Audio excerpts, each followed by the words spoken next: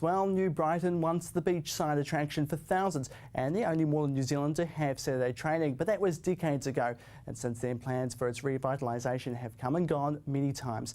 With the City Council's long-term plan, there's now another chance, but given the Council's debt woes, what can be done? Joining me now is City Councillor and Brighton resident David East. David, thank you so much for coming in today, really do appreciate it. Let's start with the pier. That's the latest thing at the moment. The council has admitted it would cost around $18 million to replace. That's almost 4 times as much as it was back in 1997 when it was built. What's your view on that? Well, I think we've moved along a long way from there. Obviously, building costs have increased a long way. I think my comment the other day was more that I was a little surprised that it was going to cost $8 million to repair something that cost $4 million. But having said that, I think I've heard a wee bit more of the technicalities of the damage and can understand where it's sitting at the moment. Absolutely. I guess it comes down to too that obviously it's the structural things that we can't actually say. Actually, it's further down that's the problem. Is that the case? Yeah. Well, there's 2 things really. I think one pier, the second pier in, has subsided slightly.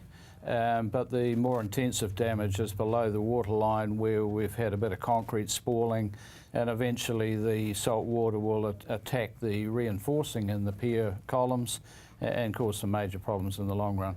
Absolutely.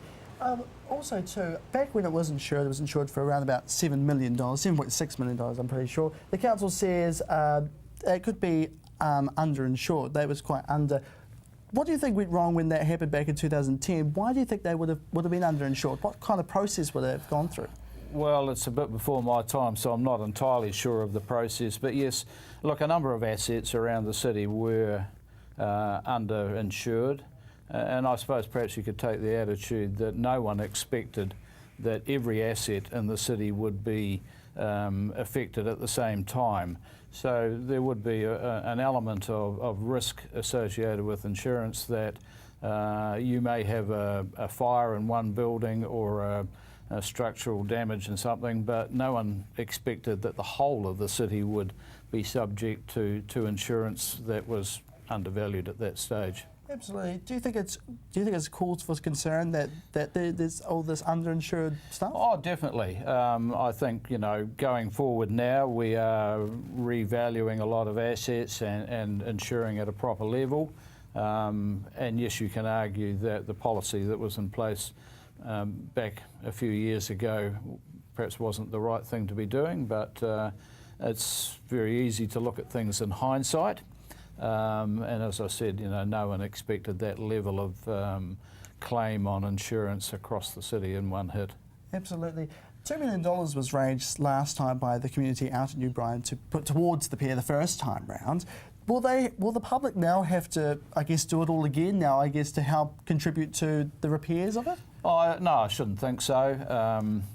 The insurance cover that we have on the pier will nearly almost cover the length of repairs that are involved. I don't envisage that we'll be going out cap in hand to our local community to stump up with any shortfall, and I'd be very disappointed if we were. Absolutely. So what's next now for the pier? I guess we've got the numbers, so what happens next? The numbers for repair. So from pier to repair, yeah, what happens next now? Well, look, I think realistically it won't start happening tomorrow. There is a fair amount of investigatory work still yet to be done. There's a lot of the insurance is still yet to be finalised. Realistically, I wouldn't see any work starting on that inside the next couple of years.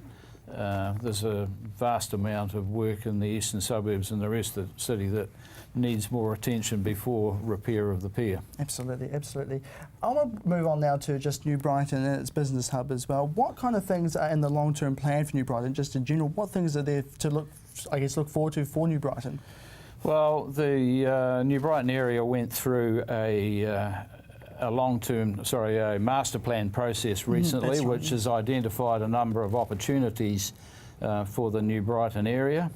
And I think principal amongst those are looking at a realignment of traffic in the area with an extension of Oram Ave through to Hawke Street, some new public facilities in New Brighton, and improved bus layover facilities in New Brighton.